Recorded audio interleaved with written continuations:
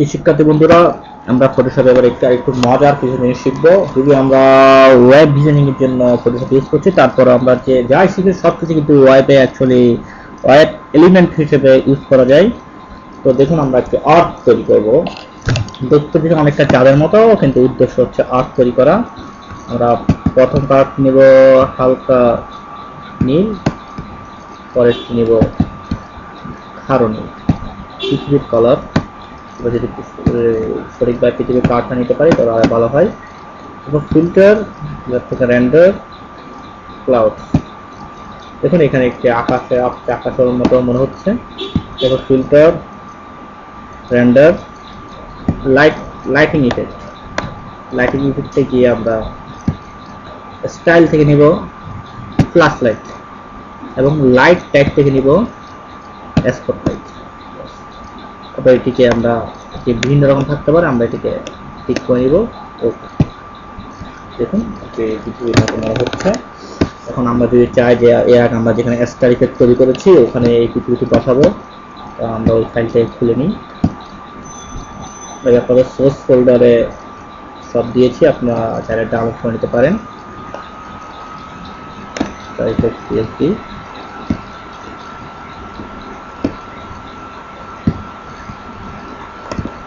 আমি যদি চাই যে এটিকে আমি এখানে আনবো, তাহলে কি করবো?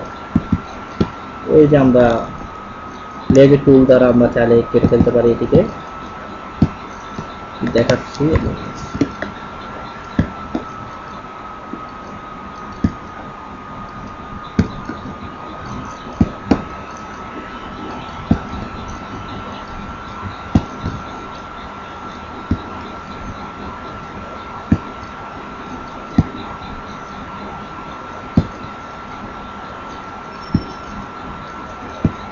আমরা জুম করে কাটতে পারি।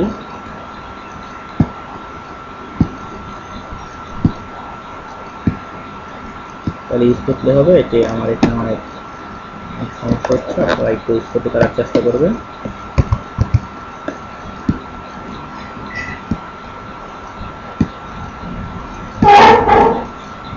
স্মুথলি কাটা আসলে কোনো দক্ষতার ব্যাপার না, একটু সময় নিয়ে কাটলে যে কেউ স্মুথলি কাটতে পারেন।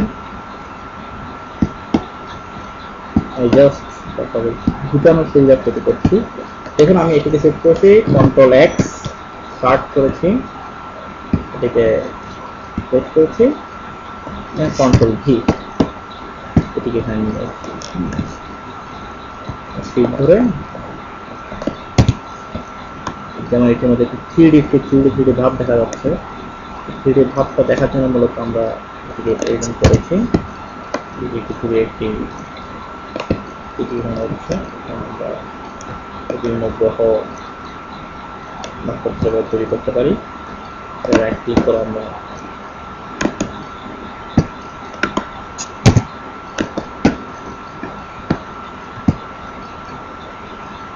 আউটার গুলো সাহায্যে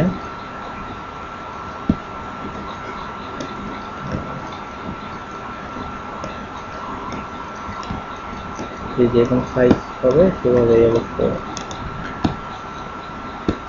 মূলত আমাদের পাতাটা শুদ্ধ হয়, তাই আর না হলে কিন্তু খুব সুন্দর একটি আওয়াজ ছড়াতো। যাই হোক, আপনারা পর্দাটা প্র্যাকটিস করার মাধ্যমে এটি করে নেবেন। খুব সুন্দর একটি এফেক্ট তৈরি করবে। এই ধরনের ভিজুয়াল পার্ট, ব্যাকগ্রাউন্ড বা বিভিন্ন ওয়াইপ এলিমেন্ট ব্যাকগ্রাউন্ডের জন্য এগুলা প্রয়োজন হয় এই ধরনের ডিজাইন। ধন্যবাদ সবাই।